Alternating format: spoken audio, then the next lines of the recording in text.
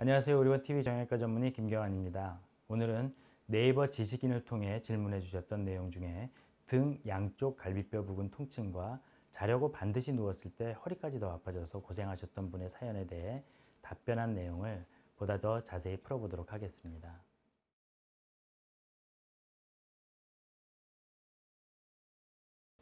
자, 생각보다 등 통증으로 고생하신 분들이 많으신데요. 양측 갈비뼈 사이 통증인 경우에 늑간 근육에 염자가 있었거나 특별히 무리한 운동을 했다면 적절한 휴식과 물리치료 등으로 호전이 됩니다. 다만 무리한 운동을 한 기억이 없다면 흉추 디스크 질환도 의심해 보아야 합니다. 특히 누웠을 때 허리까지 통증이 퍼진다면 흉추 디스크 검사를 반드시 받아보시길 바랍니다. 또한 흉추 디스크의 경우 신장이나 간 등의 내부장기 증상과 겹치는 경우도 있어서 흉추에 이상이 없을 경우 내과적 진료도 보는 게 매우 중요합니다.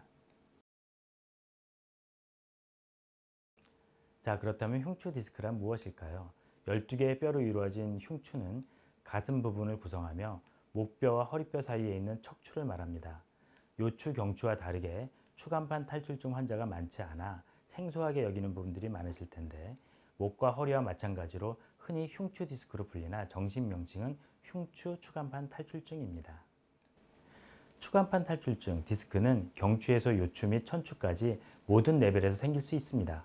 다만 외력이 집중되는 레벨에 따라 빈도의 차이가 있는데 경추의 경우에는 5, 6번 및 6, 7번 경추 사이, 흉추의 경우에는 11, 12번 흉추 및 12번 흉추에서 1번 요추 사이에 잘 생기며 요추의 경우에는 4, 5번 및 5요추, 1천추 사이에 호발합니다. 목, 허리 추간판 탈출증과 달리 흉추 추간판 탈출증은 그 자체로 발생률이 낮고 증상이 타 내부장기 증상 등과 유사해서 진단이 안 되거나 늦어지는 경우가 많아 대중에게 잘 알려져 있지 않습니다. 흉추 추간판 탈출증은 디스크에 대한 수술적 치료를 받는 환자의 0.2에서 1.8%를 차지하는 매우 드문 질환입니다. 자, 흉추 추간판 탈출증 발생률이 낮은 이유는 흉추의 경우 갈비뼈들과 가슴 항복판의 흉골에 의해 추가적으로 고정되어 있고 척추뼈 사이 관절인 후관절면이 몸의 측에 평행한 관상면에 위치해서 구부렸다 폈다 하는 운동이 제한되어 추간판으로의 외부 충격의 전달이 적기 때문입니다. 또한 운동 범위가 경추 요추에 비해 제한되고 상대적으로 추간판 자체의 용량이 적은 것에 기인하는 것으로 알려져 있습니다. 게다가 흉추 추간판 탈출증보다도 더 유명한 병들이 흉추에 호발하여 추간판 탈출증에 대한 인지도가 떨어지기도 하는데요. 흉추에 호발하는 척추 질환으로 황색인대 고라증이 있으며 주로 흉추 9번에서 12번 하부 흉추에 호발합니다. 이는 이 부위에서 황색인대가 지속적으로 신전염에 영향을 받기 때문으로 알려져 있으며 40에서 60대에 호발합니다. 경추에 주로 발생하는 후종인대 고라증과 같이 발생하는 경우가 빈번해서 주로 감각 이상으로 시작하고 경추 척수증과는 달리 통증을 호소하는 경우가 11%에 달하므로 요추 질환으로 혼동되는 경우가 많아 주의가 필요합니다. 흉추 추간판 탈출증의 유발 인자로는 여러 가지 원인들이 보고되고 있으나 추간판의 퇴행성 변화가 가장 중요한 인자로 여겨지고 있는데 이는 흉추 추간판 탈출증이 퇴행성 변화가 빈번한 흉요추 이행부에 호발하는 것으로 유추되어질 수 있습니다. 그 외에 원인으로 생각되는 것으로는 외상, 흉추 구분증을 유발하는 쇼이에르만병, 그리고 척수를 공급하는 혈류의 저하를 들 수 있습니다. 다소 생소하실 수 있는 쇼이에르만병은 청소년기 척추 구분증으로 불리는 병으로 청년기 남성에게 발생하는 척추 후만이 악화되어 굽게 되고 등 통증을 유발하는 질환입니다. 엑스레이상 척추체가 앞쪽이 찌그러지며 설상으로 변하고 축체 종판이 고르지 못하고 결절을 동반하게 됩니다.